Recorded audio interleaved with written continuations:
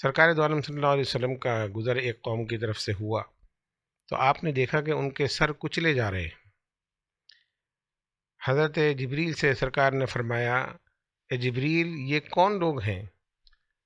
جبریل عرض کرتے ہیں، یا رسول اللہ صلی اللہ علیہ وسلم، حضور یہ وہ لوگ ہیں جو نماز ترک کرتے تھے، جان بوجھ کر نماز نہیں پڑھتے تھے، تو ان کو یہ سزا دی جا رہی ہے کہ ان کے سر کچلے جا رہے ہیں۔ حضور دیکھتے ہیں کہ ان کے سر کچلے جاتے ہیں اور پھر وہ صحیح ہو جاتے ہیں، پھر ان کے سر کچلے جاتے ہیں، پھر وہ صحیح ہو جاتے ہیں، مستقل ان پر یہ عذاب ہو رہا ہے۔